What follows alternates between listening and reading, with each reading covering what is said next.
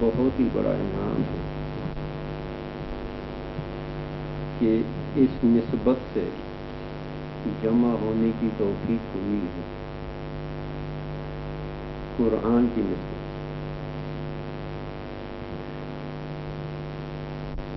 کافی عرصہ ہوا عزیز و اقارب بہت ہی اصرار کرتے رہے اس چیز کا، لیکن اپنی نااہلیت اور اپنی حیثیت معلوم ہونے کی وجہ سے اس کی طرف ہمت نہیں ہوتی تھی، لیکن اصرار جو ہے وہ بڑھتا ہی رہا۔ تو میں نے اللہ کے بھروسے، اللہ تعالیٰ کی فضل و کرم کے بھروسے اس بات کا ارادہ کر لیا کہ قرآن کی نسبت سے تھوڑی دیر بیٹھا کریں گے۔ پیارے بچوں اور عزیز دوستوں، ایک چیز اور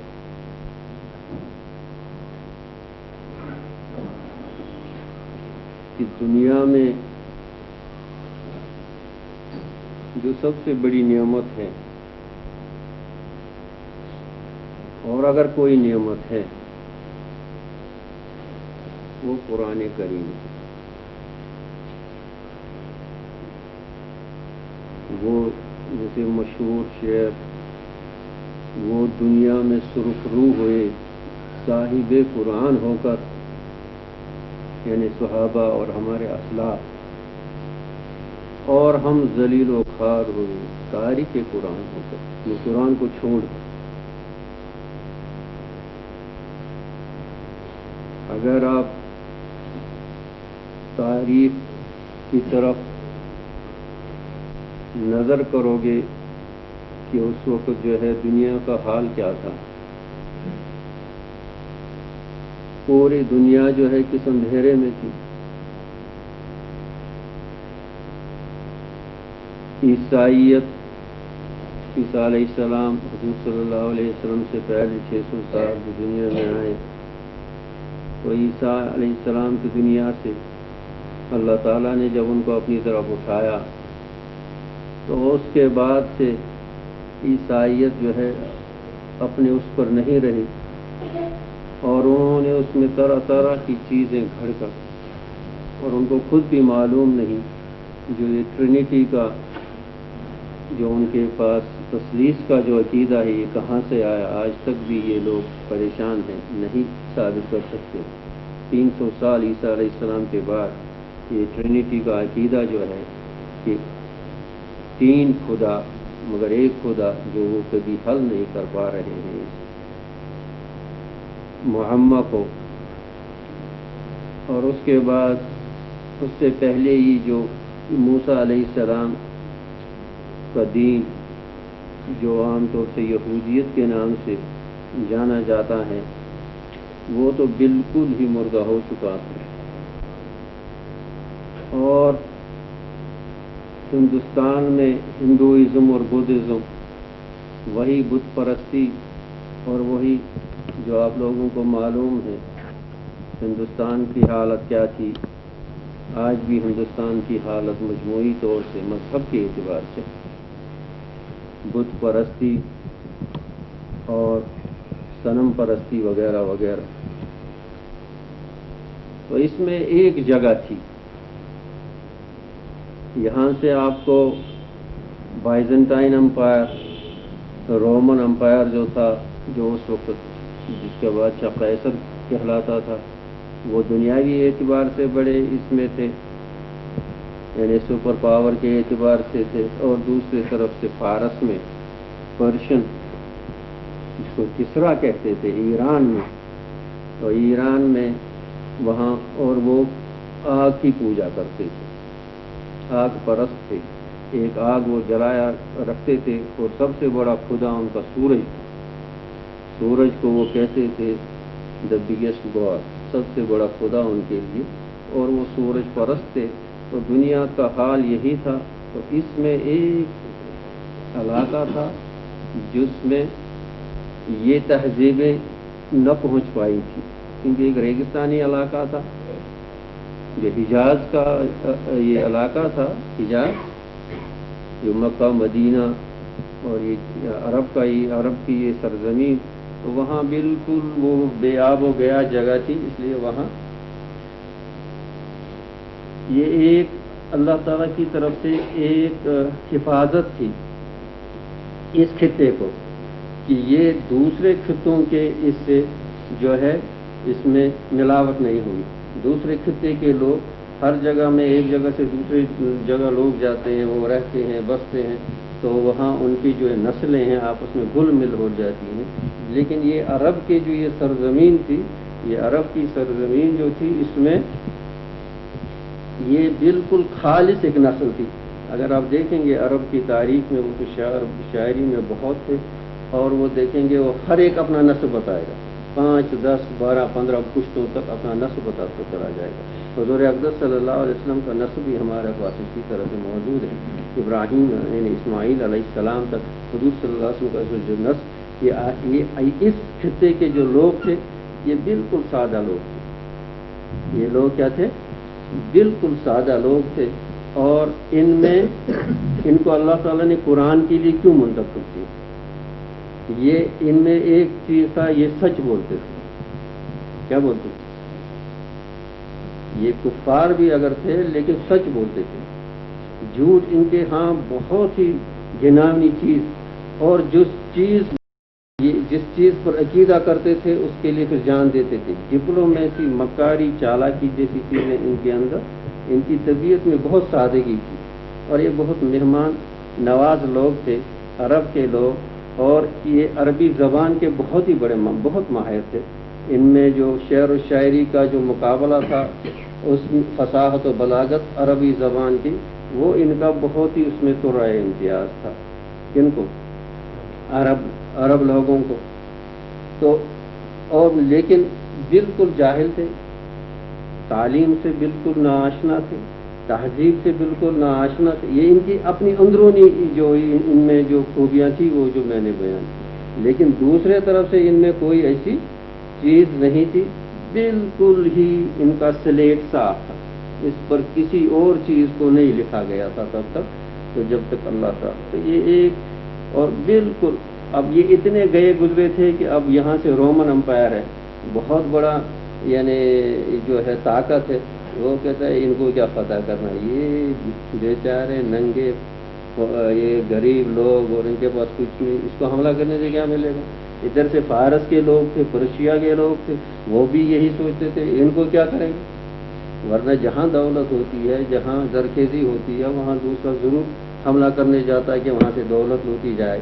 ایران پر حملے ہوتے تھے، مصر پر حملے ہوتے تھے، آپ کے شام پر، کیونکہ یہ علاقے جو تھے بڑے زرخیز تھے، اور یہ تمدنی اعتبار سے بھی مالا مال تھے، لیکن یہ ایک چھوٹا سا اس اندھیرے میں اور اس قسم پرسی کی حالت میں آپ کو غور کرنا چاہیے قرآن کن حالات میں نازل ہوا، غور یہ کرنا چاہیے قرآن کس، اور اس چھوٹے سے اس گروہ کو جو بالکل بے سر و سامان اور بالکل تہذیب سے، علم سے، ہر چیز سے ناآشنا تھے، اللہ تعالیٰ نے قیامت تک کے لیے جو ان کو نصیب کیا وہ کس وجہ سے کیا؟ ان کو یہ جو ساری چیزیں پوری دنیا یعنی عرب کے جو صحابہ کرام ہیں ان کی سرداری اور ان کی بڑھائی اور ان کی عظمت کو قبول کرتے ہیں، سلام کرتے ہیں، غیر بھی کرتے، ہم ہی نہیں کرتے، غیر بھی کرتے۔ آج دنیا میں اگر انسائکلوپیڈیا بن جائے کہ کوئی بھی انسائکلوپیڈیا آپ دیکھو، اور آپ دیکھو اسلام کی ڈیفینیشن کیا ہے، اسلام کی تعریف، وہاں یہی لکھا ہوگا، پہلے جملے میں لکھا ہوگا the fastest growing religion of the world, سب سے زیادہ دنیا میں جو دین پھیل رہا ہے اس کا نام اسلام ہے۔ اب یہ اسلام کس چیز سے آیا، اور یہ اسلام جو ہے کس چیز کا نام ہے، اور اس سے پہلے کیا تھا، اور کس چیز نے یہ ساری فرق دنیا میں کر دی۔ اب خود نبی کریم صلی اللہ علیہ وسلم نے فرمایا قل انما انا بشر مثلکم، اے نبی صلی اللہ علیہ وسلم آپ ان کو کہہ دیجئے میں بھی آپ جیسا بشر ہوں. قل انما انا بشر مثلکم، آپ ان کو کہہ دیجئے میں بھی آپ جیسا، جیسے آپ آدمی ہیں میں بھی، آپ کھاتے ہیں میں بھی کھاتا ہوں. آپ کو جو حاجت بشریہ ہیں وہ میرے ساتھ بھی لگی ہوئی ہیں، لیکن فرق کس چیز کا ہے؟ نبی کریم صلی اللہ علیہ وسلم محمد عربی صلی اللہ علیہ وسلم کو جو امتیاز ملا، اور پوری انسانیت کی تاریخ میں کوئی ایسا شخص نہ اٹھا ہے نہ اٹھے گا. یہ سارا جو اعجاز ہے اور یہ سارا امتیاز جو ہے، جو ساری عظمت ہے، یہ کس چیز سے آ گئی؟ قل انما انا بشر مثلکم یوحا الی. یوحا، ہاں ایک فرق ضرور ہے، میں بھی آپ جیسا بشر ہوں، لیکن ایک فرق ضرور ہے کہ میرے پاس وحی آتی ہے، میرے پاس قرآن آتا ہے، میرے پاس وحی آتی ہے. اب یہ وحی جب آتی تھی آسمان سے جبرائیل علیہ السلام، اور جبرائیل علیہ السلام کی شخصیت کون سی شخصیت تھی یہ آپ کو جاننا ہے کہ وحی لانے والے کون تھے، لاتے کہاں سے تھے. ہاں تو یہ جو ہے اصل میں جب تک ہم، لیکن اس کے لیے اس سے پہلے یہ تو میں تمہیدن، آج کی یہ نشست جو ہے ساری تمہیدی ہے، یعنی انٹروڈکٹری ہے. تو اس میں ہم کو جو پہلے سمجھنا ہے کہ ہمیں قرآن کیوں سمجھ نہیں آتا. قرآن تو وہی ہے، صحابہ پر بھی یہی قرآن نازل، یعنی یہی ہوا، نبی کریم صلی اللہ علیہ وسلم پر تو یہی الفاظ نازل ہوئے، اور آج تک یہ تو قرآن کا اعجاز ہے کہ اس میں ایک زبر، زیر یا ڈاٹ یا حمزہ یا جازم کی کوئی فرق نہیں ہے، چجائے کی حروف کی فرق ہو. قرآن کا اعجاز تو یہی ہے کہ آج تک 1400 سال کے بعد بھی قرآن وہی ہے جو محمد عربی صلی اللہ علیہ وسلم، کیونکہ اللہ تعالیٰ نے اس کو جو اپنا وعدہ کیا تھا انا نحن نزلنا ذکر، اس کو تو ہم نے نازل کیا اور اس کی حفاظت ہم کریں گے. اور ہم 1400 سال کے بعد اس بات کی گواہی دیتے ہیں اس قرآن کی، اور ہم یہ نہیں غیر بھی گواہی دیتے ہیں کہ اللہ نے جو وعدہ 1400 سال پہلے کیا انا نحن نزلنا ذکر، دیکھو لوگوں یہ قرآن ہم نے نازل کیا، ہم اس کی حفاظت کریں گے، ہم سب اس کے گواہ ہیں کہ یہ برابر یہ گواہی پوری آ چکی ہے، آ گئی ہے اور ہمیشہ سے آئے گی کہ قرآن کی حفاظت. لیکن اس میں ہمارے لیے بڑے لمحے فکریاں ہیں، اس میں ہمارے لیے بہت سے لمحے فکریاں ہیں. ایک حدیث میں آیا ہے کہ لا يبقى من الاسلام الا اسم ولا يبقى من القرآن الا رسم. ایک وقت آئے گا کہ اسلام کا نام رہے گا، صرف نام رہے گا، اور قرآن کے حروف رہیں گے. لوگوں کے پاس حروف ہوں گے، لوگوں کے پاس الفاظ ہوں گے، لیکن حقیقت قرآن نہیں ہوگی. اور نبی کریم صلی اللہ علیہ وسلم ان مجالس کی کیوں ضرورت ہے، ان مدارس کی کیوں ضرورت ہے، ان مدارس کی کیوں ضرورت ہے، ان بچوں کی کیوں ضرورت ہے امت. یہ امت ڈاکٹروں کے بغیر بھی رہ سکتی ہے، یہ امت انجینئروں کے بغیر بھی دنیا میں رہ چکی ہے، لیکن اللہ کرنے والے کے بغیر یہ دنیا نہیں رہے گی. جب تک دنیا میں اللہ کرنے والا ہے تب تک یہ دنیا قائم ہے، اور جب اللہ کرنے والا اس دنیا سے چلے جائے گا تو اس دنیا کا نظام سارا درم برم ہو جائے گا. یہ دنیا اس کا یعنی محتمل نہیں ہو سکتی کہ اس پر ایک بھی اللہ کرنے والا نہ ہو. تو یہ جو ہے، تو نبی کریم صلی اللہ علیہ وسلم نے فرمایا دیکھو کہ ایک دن جو ہے قیامت آنے والی ہے، یہ دنیا ختم ہونے والی ہے، قیامت. اور نبی کریم صلی اللہ علیہ وسلم نے بہت سی نشانیاں بتائیں، قرب قیامت کی نشانی بتائی کہ یعنی کیا کیا دنیا میں ہوگا. جیسے عورتیں کپڑے لگائی ہوں گی لیکن ننگی ہوں گی، ہم آنکھوں سے دیکھ رہے ہیں. ٹرانسپیرنٹ کلوتھس ہوتے ہیں، کپڑے ہوتے ہیں، کپڑے تو ہیں، صحابہ بیچارے سمجھ نہیں آتے یہ کیسے ہوگا، کپڑے بھی ہوں گے ننگے بھی ہوں گی، یہ تو کیسے ہوگا. ہم لوگ اپنی آنکھوں سے دیکھ رہے ہیں. مسجدیں بہت شاندار ہوں گی, بہت اونچی ہوں گی, لیکن ویران ہوں گی. بہت شاندار, ان میں پتہ نہیں کیا کیا یہ اور دوسری چیزیں, رنگ اور روغن, لیکن بہرحال وہ تو بہت لمبی فہرست ہے. اس میں جو ایک نبی کریم صلی اللہ علیہ وسلم نے فرمایا, قرآن کو سینے سے اٹھایا جائے, قرآن کو اٹھایا جائے.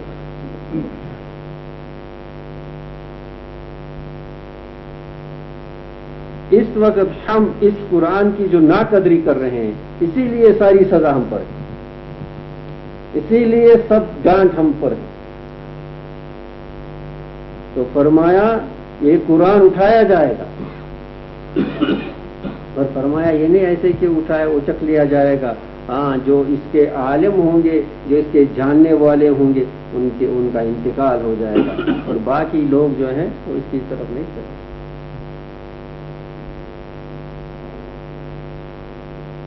یہی ہمارا امت کا حال. مجموعی طور پر ہم جو ہیں تاریخ قرآن, اس قرآن کو معمولی مت سمجھو. جو چیز آپ حاصل کر رہے ہو, سینوں میں لگا رہے ہو, یہ کوئی معمولی چیز, یہ قیامت میں پتہ چلے گا.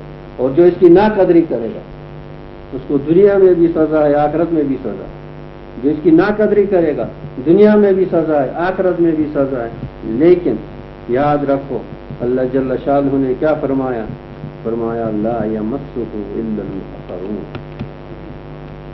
پتہ ہے یہ قرآن تمہیں کب حاصل ہوگا, یہ قرآن کب تمہیں فائدہ دے گا, یہ قرآن تمہارے لیے کب فائدہ مند ہوگا, تم اس سے کب رہبری حاصل کر سکو گے.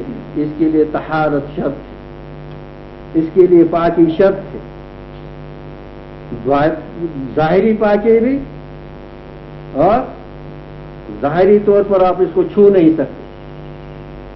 بعض لوگ اس کو کرتے ہیں آج کہ ہاں جی چھو سکتے ہیں, کیونکہ کافر بھی چھو سکتا ہے, لیکن کافر شریعت کا مکلف نہیں ہوتا, مسلمان شریعت کا مکلف ہے. کافر مسجد میں بلا وضو آ سکتا ہے, مسلمان نہیں آ سکتا. کافر جو ہیں وہ شریعت کے مکلف نہیں ہیں, ان پر شریعت کے, اس کو آپ نہیں کہیں گے پہلے وضو کرو پھر قرآن اٹھا. وہ تو اندر سے ناجس ہے, اس کے وضو کرنے سے کیا ہوگا, اور وہ وضو کرنے کا مکلف نہیں ہے.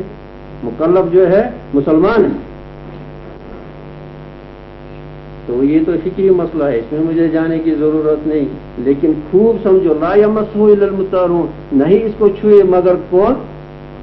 جو پاک ہو. اگر اپنے باطن کو بھی پاک نہیں کرتا, اگر اپنے باطن کو بھی پاک نہیں کرتا ہے تو قرآن فائدہ نہیں ہے.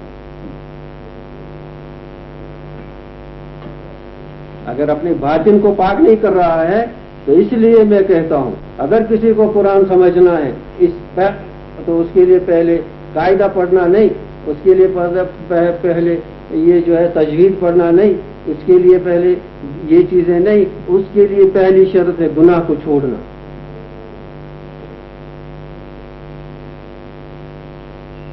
پہلی شرط قرآن سمجھنے کے لیے کیا ہے؟ قرآن کو سمجھنے کے لیے پہلی شرط ہے گناہ کو چھوڑنا. جب تک یہ قلب صاف نہیں ہوگا, جب تک یہ دل پاکیزہ نہیں ہوگا, جب تک کہ آپ کی آمدنی حلال نہیں ہوگی, جب تک آپ حرام کو نہیں چھوڑو گے, جب تک آپ آنکھوں کی خیانت کو نہیں چھوڑو گے, زبان کی بے لگامی کو نہیں چھوڑو گے, کانوں کی حفاظت نہیں کرو گے, ہر طرح سے اللہ سے نہیں ڈرو گے, تو یہ قرآن اسی لیے کہا گیا ہدی للمتقین. قرآن کو کیا کہا گیا؟ ہدی للمتقین, اللہ سے ڈرنے والوں کے لیے ہدایت ہے. اللہ سے جو ڈرتے تو خالی یہ مت سمجھو ہم نے قرآن کو حفظ کیا, ہم نے قرآن کو یاد کیا, ہم خاص بن گئے. خاص تو بن گئے, لیکن یہ قرآن جو ہے یہ کس کا کلام ہے؟ کس کا کلام؟ یہ اللہ کا کلام ہے. اور اللہ کیا ہے؟ اللہ غنی ہے. اللہ کی صفت کیا ہے؟ اللہ غنی ہے اور اللہ صمد ہے. اللہ جل شانہ کی صفت کیا ہے؟ وہ غنی ہے, وہ بے نیاز ہے, وہ کسی کا محتاج نہیں, وہ کسی کا محتاج نہیں. اور اللہ غیور ہے. کیا ہے؟ سب سے غیرت والے، اور یہ قرآن بھی غیور ہے۔ غیرت والا کیا کرتا ہے؟ غیرت جس میں ہوگی، جس میں غیرت ہوتی ہے، اگر اس کو کسی جگہ قدر نہیں پہنچتی تو وہاں جاتا ہے؟ بے غیرت جائے گا؟ غیرت والا جائے گا؟ جس کی کسی جگہ بے عزتی ہو جائے، احانت ہو جائے، ناقدری ہو جائے، جس میں غیرت ہوگی وہ وہاں جائے گا؟ جائے گا؟ نہیں جائے گا۔ اسی طرح سے سمجھو قرآن یہ سب سے اغیر ہے۔ یہ کس کی صفت ہے؟ یہ اللہ کی صفت ہے، اور اللہ کیا ہے؟ غیور ہے۔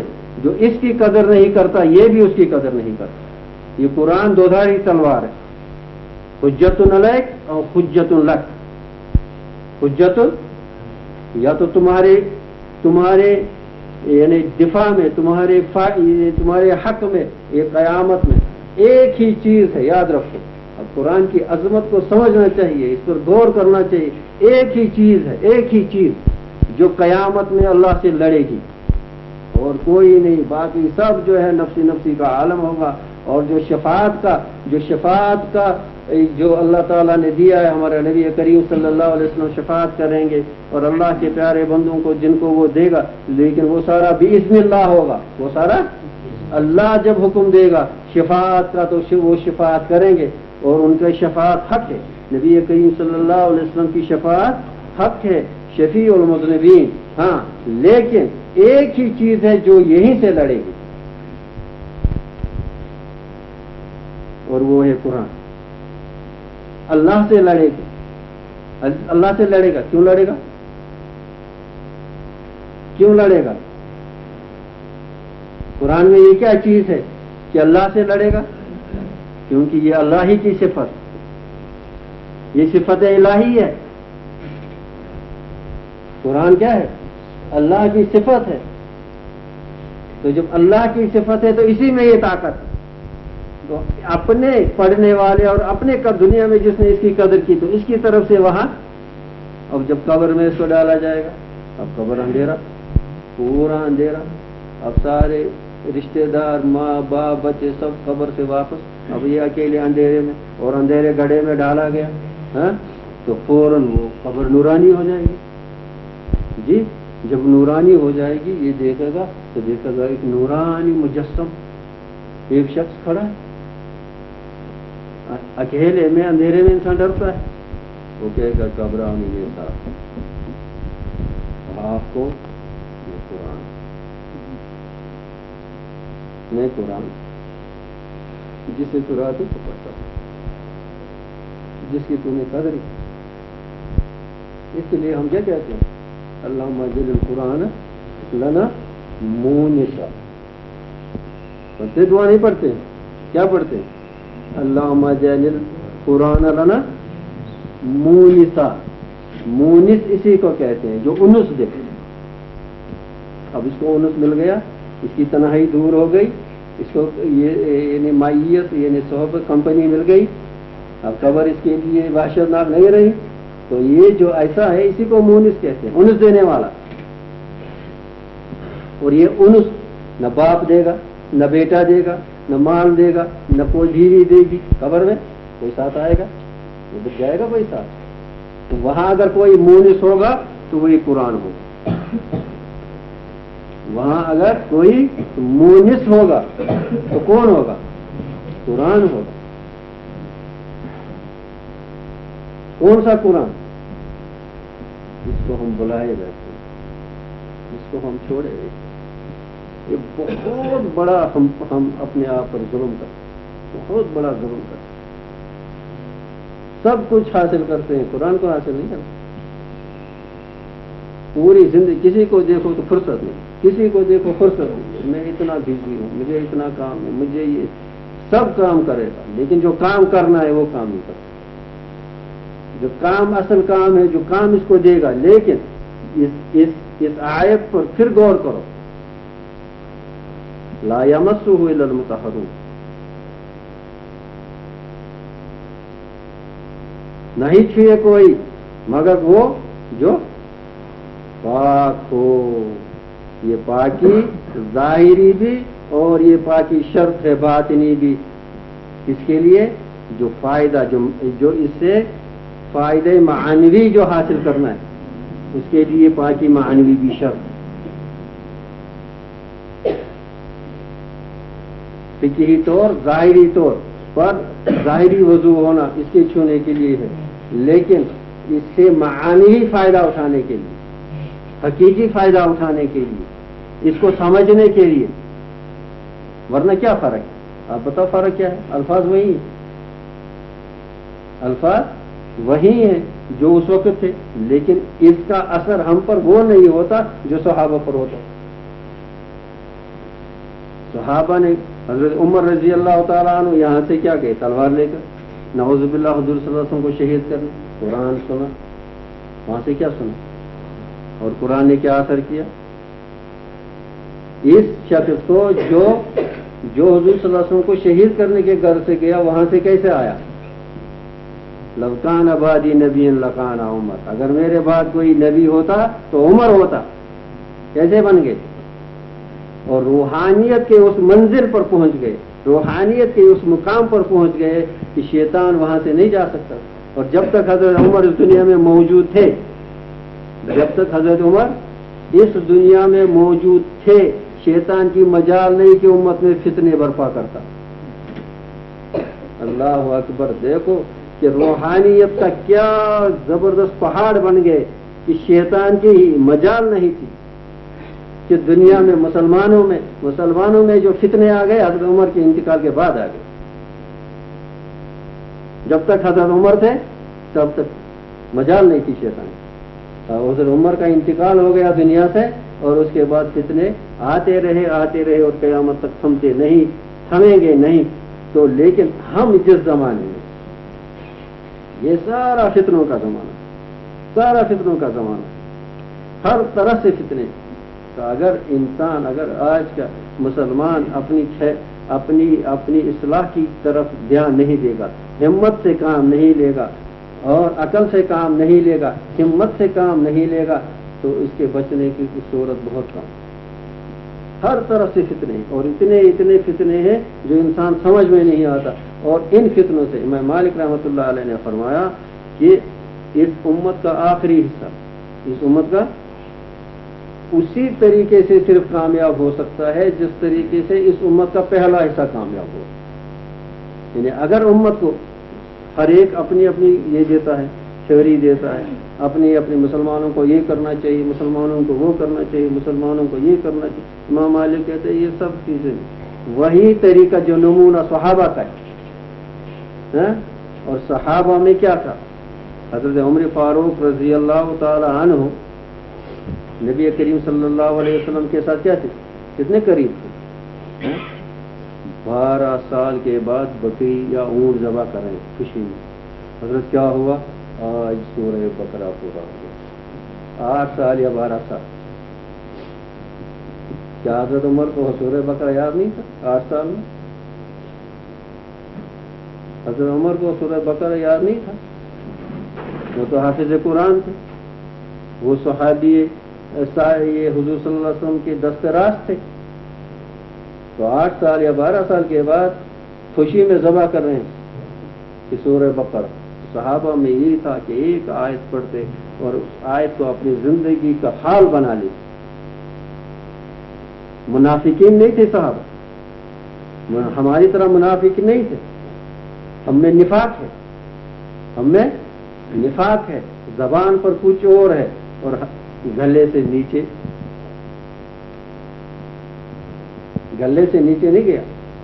اگر گلے سے نیچے قرآن گیا ہوتا کوئی چوری کرتا، کوئی جھوٹ بولتا، کوئی گناہ کرتا. اگر گلے سے نیچے قرآن گیا ہوتا بتاؤ. یہ اکثر چیزیں زبان پر ہیں.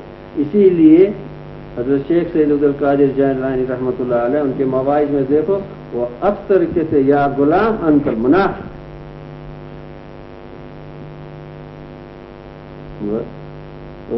توحید علی لسانک، تو منافق ہے. حضرت شیخ ایسے فرماتے تھے اپنی مجلس میں، تو منافق ہے. یہ توحید تمہارے زبان پر ہے، تمہارے دل میں نہیں. توحید زبان سے کہتا ہے لا الہ الا اللہ، زبان سے کیا کہتا ہے؟ لا الہ، اللہ کے سوا کوئی معبود نہیں، لیکن اس کی زندگی گواہ ہے اس کے معبودوں کی کوئی گنتی نہیں، ہر چیز سے ڈرتا ہے، ہر چیز سے امید رکھتا ہے، ہر چیز سے توقع رکھتا ہے بجز اللہ کے، اور زبان سے کہتا ہے لا الہ الا اللہ۔ جب تک ہم لوگ قرآن کی عظمت کو نہیں سمجھیں گے، اور یہ سمجھ نہیں آئے گی، میں پھر کہتا ہوں یہ سمجھ نہیں آئے گی جب تک ہم گناہ کو ترک کرنے کی کوشش نہیں کریں گے، جب تک ہم یعنی جڑوں کو علاج نہیں کریں گے، جو جڑ ہے، اور یہ جو قرآن کو سمجھنا ہے، یہ کس کا کام ہے؟ یہ قلب کا کام، کس کا کام ہے؟ قلب کا کام ہے، اور یہ قلب جو ہے اللہ نے انسان کو دیا ہے، ہم لوگوں نے کی زندگی نے کیا کیا؟ ہم اپنے آپ کو نہیں پہچان پائے، اللہ نے انسان کو کیا بنایا؟ مولانا رومی کا نام تو سنا ہوگا آپ لوگوں نے۔ مولانا رومی کہتے ہیں جب میں نے ان آسمانوں کی وسعت دیکھی، ان آسمانوں کی نہیں، ان آسمانوں کی وسعت دیکھی تو مجھے نہیں معلوم میرا سینہ کیوں نہیں پھٹ گیا، میں نے اس کو کیسے برداشت کیا۔ اب مولانا کا کیا مقام، کتنا اونچا مقام، اور پھر کیا کہتے ہیں عطار 7 شہروں کو گھوم کر آ گیا، رومی بھی پوچھے میں پڑا۔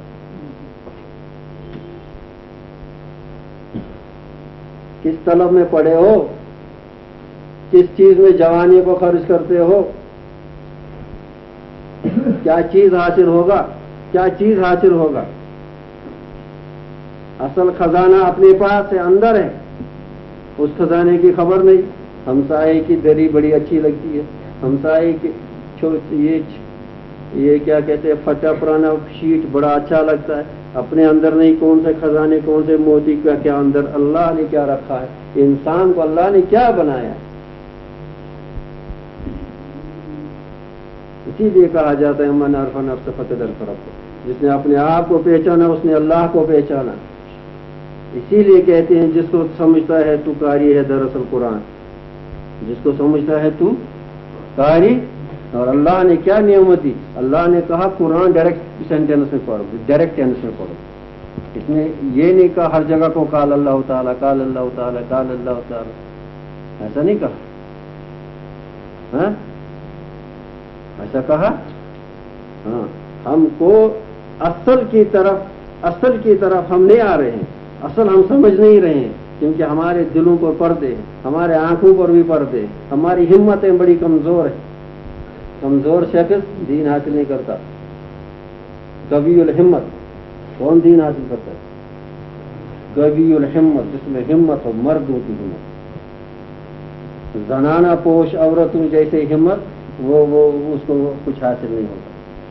انہیں زنانہ نہیں کہ زنانوں میں بھی مردانہ صفت ہوتے ہیں، اب وہ سنیں گی تو ہمارے خلاف وہ کہے گی۔ یہ ایک محاورہ ہے، یعنی بہت عالی بلند ہمت والے، بہت عالی بلند ہمت والے وہ ان خزانوں کو ٹٹولتے ہیں، ان خزانوں کو ڈھونڈتے ہیں، دیکھتے ہیں یہ خزانے کہاں ہیں، یہ موتی کہاں ہیں۔ قرآن ہر ایک زبر، ایک ایک زیر، ایک ایک تشدید اپنے اندر اتنے معنی اور اتنے اسرار رکھتا ہے کہ یہ دنیا اس کا تحمل نہیں کر سکتی۔ یہ صرف قلب انسانی میں اللہ تعالیٰ نے یہ صفت دے دی، یہ صفت، اور قرآن کو برداشت کرنے کی صفت پہلے قلب محمدی میں رکھی گئی صلی اللہ علیہ وسلم۔ کہا گیا کہ اگر قرآن ڈائریکٹ نازل ہوتا یہ دنیا جل کر خاک ہو جائے۔ یہ صرف طاقت کی محمد عربی صلی اللہ علیہ وسلم کے قلب مبارک کی کہ اس نے اس وحی کے جلال کو چوس لیا، اور ہم نے جو قرآن سنا تو محمد عربی صلی اللہ علیہ وسلم کی زبان مبارک سے سنا، جب ان کی زبان مبارک سے سنا تو جمال ہی جمال۔ ہم نے ڈائریکٹلی سنا، صحابہ نے ڈائریکٹلی سنا، جو وحی آئی اس وحی کو برداشت۔ حضرت زید بن ثابت رضی اللہ تعالی عنہ کی ران پر حضور صلی اللہ علیہ وسلم تو وحی آئی تو حضرت زید کہتے ہیں میں نے کہا کہ میری ران ٹوٹ رہی ہے، میں وحی کا بات برداشت نہیں کر سکا. اگر سردی کا موسم بھی ہوتا تو حضور صلی اللہ علیہ وسلم کا جبین مبارک پسینہ پسینہ ہوتا تھا کہ وحی کا اتنا یعنی یہ اتنی قوی چیز اور اتنی بھاری چیز ہے، اس کو اگر برداشت کے لیے اللہ تعالیٰ نے بنایا تو قلب محمدی کو بنایا صلی اللہ علیہ وسلم. کس کو بنایا؟ قلب محمدی کو بنایا صلی اللہ علیہ وسلم. اور پھر اس کے بعد اللہ تعالیٰ نے جو انسان کا قلب بنایا اس میں یہ صلاحیتیں ودیعت کر کے رکھ دی، یہ صلاحیتیں ودیعت کر کے رکھ دی. لیکن ہمارے قلوب پر ہم نے تالے چڑھائے. ختم اللہ علی قلوب، اس لیے کہا گیا کافر ان کے بارے میں، ختم اللہ علی قلوب. انہوں نے اپنے ایسے اعمال کیے تو ہم نے کیا کیا؟ ہم نے ان کے قلوب پر مہر ثبت کر دی کہ اب یہ قرآن وہاں داخل نہیں ہوگا.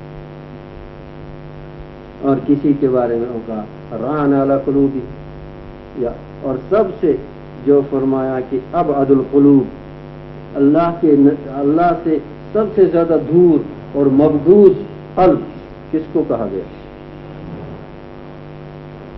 قاسیۃ القلب، جو قلب قاسی، جس میں سختی، جو گناہوں سے سخت ہو گیا قلب. اللہ ایسے قلب سے بہت یعنی ناراض رہتے ہیں. تو غرض کہنے کی یہ، عرض کرنے کی یہ ہے کہ ہم کو پہلے اپنے قلوب کو مانجنا پڑے گا. اسی لیے اللہ تعالیٰ نے جو نبی یعنی پیغمبر علیہ الصلوۃ والسلام کی یہ جو کام بتایا تو کیا بتایا؟ یتلو علیہم الکتاب، یتلو ویعلمہم ویزکیہم، تین چیزیں بتائیں. یتلو علیہم، نبی جو آئے وہ کیا کرتے ہیں؟ کتاب کو پڑھتے ہیں، تلاوت کرتے ہیں. یتلو علیہم، سناتے ہیں لوگوں. ویعلمہم، اور ان کو سمجھاتے ہیں اور ان کو ان کے معنی سمجھاتے ہیں. ویزکیہم، تو اردو میں جتنے بھی ہمارے مفسرین ہیں انہوں نے اس یزکیہم کا ترجمہ جو کیا ہے اردو میں، تو ان کے دلوں کو مانجتے، ان کے دلوں کو مانجتے ہیں. کیونکہ مانجا ہوا دل، یہ قرآن یہ نور ہے. قرآن کیا ہے؟ نور ہے. وَنُنَزِّلُ مِنَ الْقُرْآنِ مَا هُوَ شِفَاءٌ وَرَحْمَةٌ لِلْمُؤْمِنِينَ. یہ قرآن جو ہے نور ہے. تو یہ نور جو ہے اگر قلب گندا ہوگا، نجس یہ برتن ہوگا، اس میں جائے دیا جائے گا، دیا جائے گا نہیں دیا. تو جب تک ہم بڑی سنجیدگی کے ساتھ اگر ہم اس میں ہم مخلص ہیں، سنسیئر ہیں، اخلاص ہے کہ ہم کو قرآن سمجھ آنا چاہیے، ہم کو قرآن سے فائدہ اٹھانا چاہیے، قرآن ہمارا رہبر بننا چاہیے. قرآن کے رموز و اسرار اللہ تعالی حضرت مولانا یعقوب نانوتوی رحمۃ اللہ، مولانا یعقوب نانوتوی صدر مدرس تھے دیوبند کے، پہلے صدر مدرس. حضرت تھانوی علیہ رحمہ کے استاد رہے ہیں تفسیر میں، اور بہت عجیب قسم کے شخص تھے، عجیب قسم کے شخص. مولانا یعقوب نانوتوی، اللہ نے کیا عجیب و غریب علم دیا تھا. تو اللہ سے مانگو اور اللہ کے پیاروں کی سوانح پڑھو، ان کی لائف ہسٹریاں پڑھو تو کچھ ملے گا. کرکٹ ہیروں سے کچھ نہیں ملے گا، فلم ہیروں سے کچھ نہیں ملے گا، یہاں سے ملے گا. تو میرٹھ میں حضرت یعقوب نانوتوی رحمۃ اللہ علیہ فجر کی نماز میں سورہ مزمل کی تلاوت کر رہے ہیں. کیا کر رہے ہیں؟ سورہ مزمل کی تلاوت فجر کی نماز میرٹھ میں پڑھا رہے ہیں حضرت مولانا یعقوب نانوتوی رحمۃ اللہ علیہ. ٹھیک. تو نماز سے جب فارغ ہو گئے تو فرمانے لگے آج تو یعقوب نے سمجھا کہ یعقوب کا خاتمہ ہی ہوگا. تو حضرت کیا ہو گیا؟ کہا اللہ نے میرے سینے میں سورہ مزمل کے اتنے اسرار منکشف کیے، مجھ سے برداشت نہیں ہو رہا تھا. میں نے سمجھا میرا سینہ پھٹ جائے گا. جی. اور پھر فرمایا معلوم ہے پھر مجھے معلوم ہوا کہ ان چند لمحات کے لیے ہاں اور یہ سارے حقائق ہیں، یہ کوئی دلیلیں شدیدیں نہیں ہے، اصل کی طرف آ جاؤ۔ تو فرمایا کہ ان چند لمحات کے لیے مولانا قاسم نانوتوی رحمۃ اللہ علیہ بانی دیوبند جو ہیں، مولانا قاسم نانوتوی رحمۃ اللہ علیہ یعقوب کی طرف متوجہ ہوئے، یعقوب کی طرف، اور مولانا تھے دیوبند میں اور مولانا یعقوب تھے میرٹھ میں۔ تو آگے فرمایا کہ اب خود سمجھو کہ جس کے چند لمحوں کی توجہ سے دوسرے کے سینے میں یہ طوفان ہوگا، اس کے سینے میں کون سے سمندر ہوں گے۔ اسی لیے حضرت قاسم نانوتوی علیہ رحمۃ اللہ کو بحر العلوم کہا کرتے، بحر العلوم کا سمندر۔ اور ایک خاص علم دیا گیا تھا مولانا یعقوب نانوتوی کو رحمۃ اللہ علیہ، ایک خاص علم دیا گیا تھا ان کو، جی معلوم ہے کیا؟ بڑے بڑے اس میں پریشان ہیں، بڑے بڑے علماء، اور یہ اب قرآن کی آیت پڑھتے ہیں اور پھر دوسری آیت پڑھتے ہیں، اب جوڑنے کو نہیں آتا، تو یہ ایک مضمون ہے، اب پتہ نہیں کہاں پہنچتے، بظاہر لگتا ہے دوسرا مضمون ہے اور اس میں جوڑ نظر نہیں آتا، ایک اوپر سے آ رہا ہے ایک قصہ تو بیچ میں ایک آیت آ گئی، جو لگتا ہے کہ اوپر اور سیاق و سباق سے اس کا واسطہ نہیں ہے، جس کو کہتے ہیں ربط قرآنی۔ کیا کہتے ہیں؟ حضرت مولانا یعقوب نانوتوی رحمۃ اللہ علیہ نے فرمایا، ہمیں سمجھ نہیں آتی بات کہ ہم کیا چھوڑ رہے ہیں، کیا والعصر ان الانسان لفی خسر، ہمیں سمجھ کہ ہم کس طرح خسارے میں، ہم خسارے میں ہیں، کس طرح خسارے میں، اور اس کی طرف دھیان ہی نہیں، آج کی درویشی بھی ہے جی، بہرحال وہ موضوع کو میں نہیں کہوں گا، اس کی طرف دھیان ہی نہیں ہے۔ اور صحابہ میں دو چیزیں تھیں، صحابہ کی زندگی دیکھو، صحابہ میں دو چیزیں تھیں، تلاوت قرآن اور نماز۔ صحابہ کی زندگی میں دیکھو، وہاں یہ دو چیزیں آپ کو بہت ہی، یعنی کیا کہتے ہیں اس کو، امتیاز کے ساتھ آپ کو نظر آئیں گے، اور جو شغف ان کو قرآن کے ساتھ اس سے وہ سرخ روح گئے دنیا میں۔ اور یہ کہ جیسے امام مالک رحمۃ اللہ علیہ کا قول میں نے نقل کیا کہ اگر ہم کو بھی کامیاب ہونا ہے دنیا میں آخرت میں، اپنی زندگیوں میں، مجموعی زندگی، ملی زندگی میں، تو ہم کو قرآن کے ساتھ اپنا شغف بڑھانا ہوگا۔ قرآن کو سمجھنے کے جتنے شرائط ہیں، قرآن کو سمجھنے کے جتنے شرائط ہیں، پری ریکوزٹ، پری کنڈیشن، جتنے شرائط ہیں، جب تک ان شرائط کو ہم پورا نہیں کریں گے تو یہ یاد رکھو پیارے بچوں، یہ خالی پڑھنا یا فائدہ نہیں دے۔ تو ایک شرط میں نے بتا دی، ایک شرط میں نے کیا بتایا جی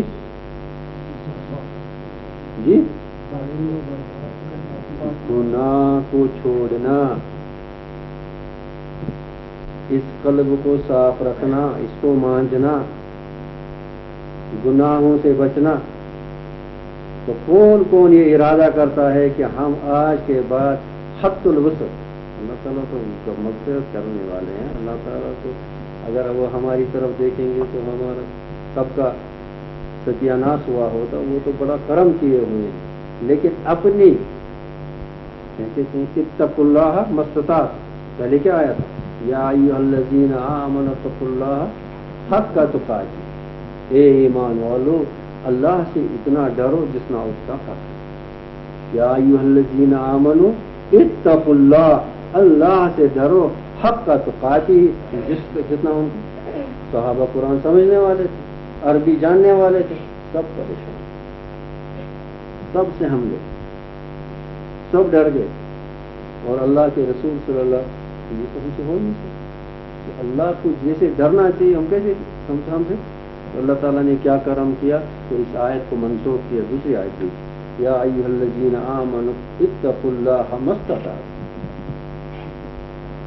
اے مومنو اللہ سے ڈرو جتنی تم میں طاقت، جتنی تم میں، تو اگر اس طاقت کو ہم خرچ نہیں کریں گے، اللہ جانتے ہیں کیا ہم نے جتنی ہمیں استطاعت ہے اسی لیے جو یہ دعا صبح میں ہے اللہم انت ربی لا الہ الا انت خلقتنی وانا عبدک وانا علی عہدک ووعدک ما استطعت، اے اللہ میں تیرے وعدے پر ہوں اور اس پر ہوں جتنی میری استطاعت. اور ہم نے زبان سے کہا، لیکن کیا ہماری عمل اس کی گواہی دیتی ہے؟ ہم اپنی پوری استطاعت کو طاعت الہیہ میں خرچ کرتے ہیں.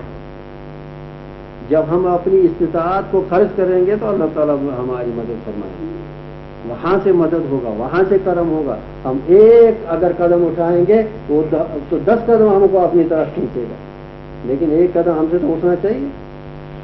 وہ اندر کا حال جانتے. ہم کو دنیا نے کیا کیا ہے؟ قبض کیا ہے. اور یہ ایک ایک لمحہ، ایک ایک دن ہماری زندگی کا جو جا رہا ہے اس کے بغیر، تو یہ سارا والعصر ان الانسان لفی خسر.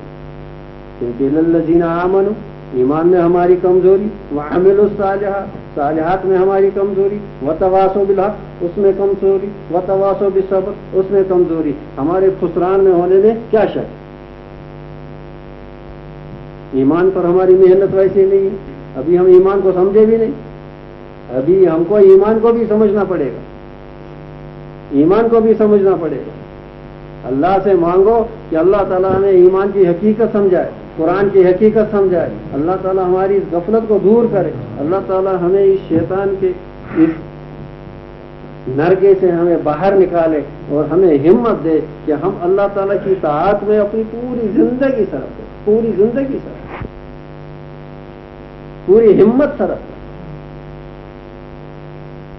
مد و خاصا سب سے افضل ہو جو قرآن کے یہ مطلب ہے طالب علم، سب سے افضل، سب سے افضل. قیامت میں پتہ چلے گا جب کہا جائے گا ورتل پڑھتا جاؤ چڑھتا جاؤ. حافظ سے کیا کہا جائے گا؟ پڑھتا جاؤ، اور ہر ایک جو ایک درجے سے دوسرے درجے کو چڑھے گا. 2 درجوں میں فرق بتایا، ما بین السماوات والارض.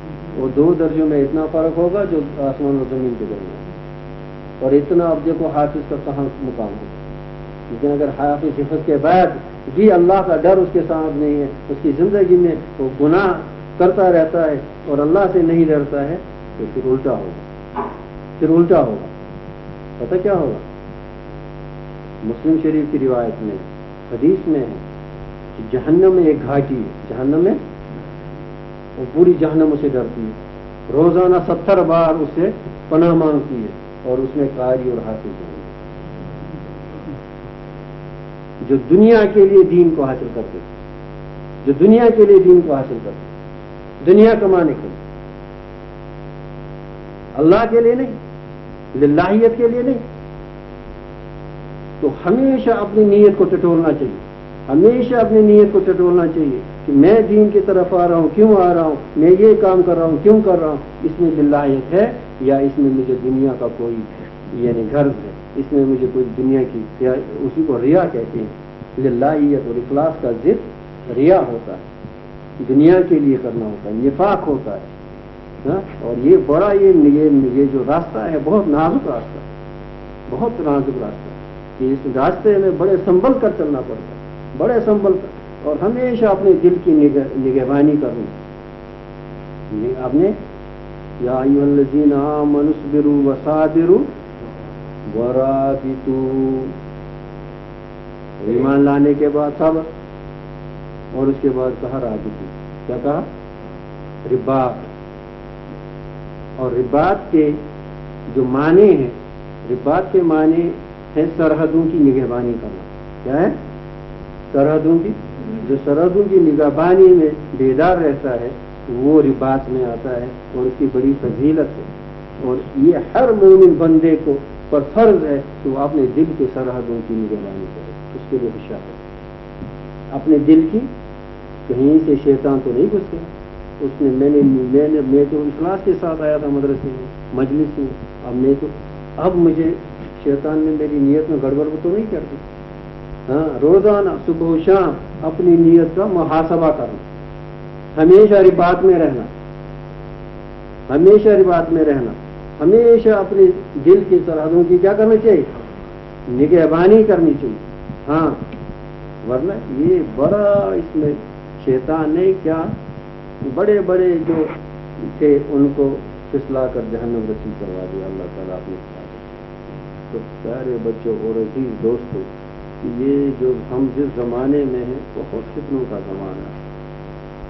تو جب تک ہم سنبھلیں گے نہیں، سمجھیں گے نہیں اور اپنے آپ پر رحم نہیں کریں گے تو پھر ہمارا حال بہت برا ہے. اور یہ حقیقت ہے کہ ہم قرآن سے بہت دور ہیں. قرآن کی حقیقت سے یعنی جو اس کی اصل ہے اس سے بہت دور ہے. اس کی چاشنی ہمارے دلوں میں نہیں آ رہی، اس کی چاشنی ہمارے دلوں میں نہیں آ رہی. اور وہ رموز اثرات تو بعد کی چیزیں ہیں جو قرآن میں ہیں. ہر چیز اسی ہے، اس کے بغیر کیا ہے؟ اس کے بغیر کوئی چیز کچھ نہیں. اور حدیث تو مطلب قرآن کے اس میں قرآن کے تو قرآن اور حدیث سے اس کے تابع میں قرآن اور حدیث تو وہی تو وہی غیر مطلوب ہے. تو یہی چیزیں اللہ تعالیٰ سے مانگیں گے کہ اللہ تعالیٰ ہمیں ہماری یہ اہلیت نہیں کہ ہم ایسی باتیں کریں، لیکن اللہ کے فضل سے اب کوئی بندہ اس مجلس میں ہوگا جس کو اللہ تعالیٰ کے نزدیک جو اللہ کو پیارا ہوگا اور اس کی وساطت سے ہم سب کو اللہ تعالیٰ ہم سب کی مغفرت فرمائے اور ہماری غفلت کو دور فرمائے، ہمارے دلوں کے زن کو دور کرے، ہمارے دلوں کو اللہ تعالیٰ اپنے نور سے مان دے اور ہمارے دلوں کو اپنے قرآن کے نور سے یعنی پر نور کر دے. اور پوری زندگی جو رہی ہے اللہ تعالیٰ اس کو قرآن کی خدمت کے لیے، سمجھنے کے لیے، عمل کرنے کے لیے اللہ تعالیٰ قبول فرمائے. اس ادارے کو بھی اور یہاں سے جو جتنے بھی آئے ہیں سب کو اللہ تعالیٰ اسی قرآن کی خدمت کے لیے تا قیامت قبول کرے. یہاں کے بچوں کو، یہاں کے اساتذہ کو، یہاں کے آنے جانے والوں کو اور پوری امت کو اللہ تعالیٰ میری بھی مغفرت فرمائے. تو کہنے سننے ہمیں اگر کچھ غلطیاں ہوں اللہ تعالیٰ معاف کرے. کہ اللہ تجھے معلوم ہے ہم اس لائق نہیں ہیں لیکن تیرے بھروسے باتیں کرتے ہیں. اے اللہ کا ہمارا نام منافقوں میں نہیں ہے، ریاکاروں میں نہیں ہے. اے اللہ اپنے فضل سے، اپنے کرم سے ہمیں اخلاص کی دولت نصیب کرو. اب ہماری یہ غفلت کو دور کرے اور ہماری جملہ پریشانی کو دور فرما. اے اللہ ہمارے اولاد کو بھی ہدایت فرما، سب بچوں کی ہدایت فرما، امت مسلمہ کی جملہ پریشانیوں کو دور فرما. وآخر دعوانا السلام علیکم.